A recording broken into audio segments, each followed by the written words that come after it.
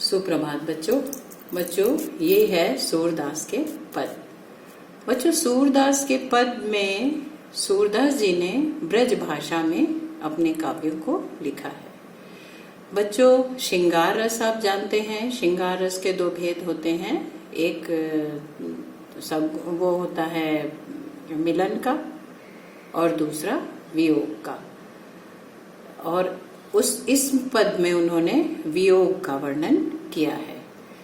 तो सूरदास जी का ये भ्रमर गीत से लिया गया है।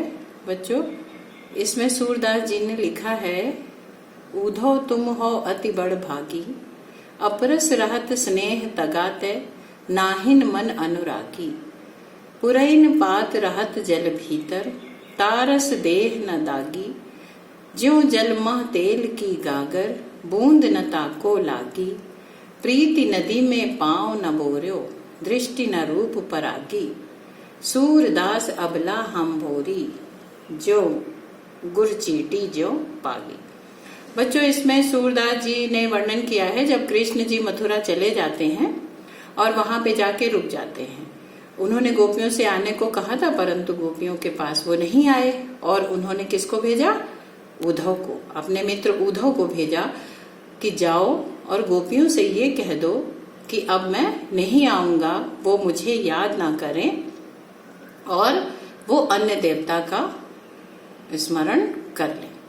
तो बच्चों इस तरह से सूरदास जी ने यही लिखा है। उद्धव गोपियों के पास जाते हैं और उनसे कहते हैं कि तुम किसी अन्य देवता का, किसी अन्य परमेश्वर को भजो, अन्य योग को करो, और कृष्ण ने कहा है कि मुझे भूल जाओ। तो बच्चों उसी पर सूरदास जी ने लिखा कि गोपियां कहती हैं, उद्धव तुम हो अति बड़ भागी। हे उद्धव, गोपियां कह रही हैं, हे उद्धव तुम बहुत ही भाग्यवान हो। अपरस रहत स्नेह तगाते, नाहिन मन अनुरागी। तुम कृष्ण के पास रहते हो, फिर भी तुम कृष्ण के प्रेम से अछूते हो, अर्थात तुम कृष्ण के प्रेम के चक्कर में नहीं पड़े हो, तुम कृष्ण के प्रेम में नहीं पड़े हो, जबकि तुम कृष्ण के साथ रहते हो।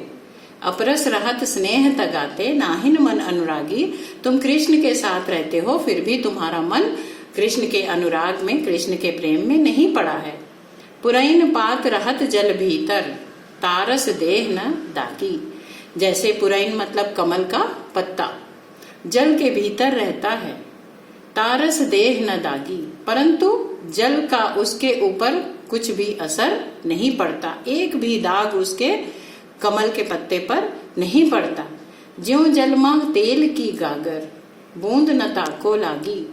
जैसे तेल की गगरी को अगर जल में डुबो दो तो उस पर एक बूंद भी लगी हुई नहीं रहती है जब उसको निकालो तो। जल की गागर पर बच्चों, अगर तेल की गागर पर अगर आप तेल लगा दीजिए और उसको जल में डुबोइए और निकालिए तो उसके ऊपर एक बूंद भी नहीं रहती, सारा पानी गिर जाता है। तो उसी प्रकार उन्होंने कहा है गोपियों ने, ज्यों जल माह तेल की गागर, जैसे जल में तेल की गागर को डुबो, बूंद न ताको लागी, परंतु उस पे एक बूंद भी रह नहीं जाती है निकालने पे। प्रीति नदी में पांव न बोरो, दृष्टि न रूप परागी। तुमने प्रेम की नदी में अपने पैरों को नहीं डुबोया है। हे उद्धव, कृष्ण के पास तुम रहते हो, परंतु तुमने प्रीति की, प्रेम की नदी में पांव नहीं डुबोया है। दृष्टि न रूप परागी, और तुम उनके रूप के रस में नहीं पड़े हो, तुम उनके रूप पर मोहित नहीं हुए हो, तुम्हारी दृष्टियां उनके रूप के मोह में नहीं पड़ी हैं। सूरदास अबला हम भोरी, गुर चाटी जो पागी।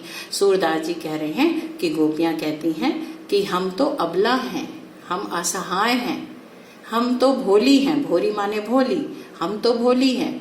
गुर चाटी जो पागी, और हम कृष्ण के प्रेम में इस तरह पड़ गए हैं जैसे गुड़ में चींटी पड़ जाती है और वो उससे लाख निकलने का प्रयत्न करे, वो नहीं निकल पाती है। उसी तरह सूरदास जी ने कहा है कि गोपियां कह रही हैं कि हम कृष्ण के प्रेम से अब निकल नहीं सकते, हम गुड़ में चींटी की तरह उसमें चिपक गए हैं, अर्थात कृष्ण के प्रेम से हम दूर नहीं हो सकते। तो बच्चों ये हमने आपको सूरदास जी का पहला दोहा समझाया है और आप इसको समझिए और इसको पढ़ते रहिए। इसको हम एक बार फिर से शॉर्ट में बता दें। उधो तुम हो अति बड़भागी, गोपियां कहती हैं हे उधो तुम बहुत ही भाग्यवान हो कि कृष्ण के पास रह के भी उनके प्रेम में तुम अनुरागी नहीं हुए हो, अर्थात उनके प्रेम में नहीं पड़े हो। पुरैनपात कमल का पत्ता जल के भीतर रहता है, फिर भी उसके शरीर पर एक भी बूंद का असर नहीं होता, जरा भी दाग पानी का नहीं लगता। जैसे जल में तेल की गागर को डुबो दो और निकालो तो उस पर एक भी बूंद चिपकी हुई नहीं रहती है। प्रीति नदी में पांव न बोरो, हे उद्धव कृष्ण के पास रहते हुए भी तुमने प्रेम की नदी में पैर नहीं डुबोया है। दृष्टि न रूप परागी, और उनके रूप पर तुम मोहित नहीं हुए हो। सूरदास जी कहते हैं हम अबला, गोपियां कह रही हैं कि हम अबला नारी हैं, हम भोली हैं, हम कृष्ण के प्रेम में पड़ गए हैं, अब हम नहीं निकल सकते। उसी प्रकार जैसे गुड़ से चींटी नहीं निकल सकती। धन्यवाद बच्चों। दूसरा दोहा दूसरे वीडियो में बताऊंगी, इसको पढ़िए और समझिए। लाइक करिए, सब्सक्राइब करिए और फिर हमें बताइए, हमसे क्वेश्चन करिए। ओके बेटा।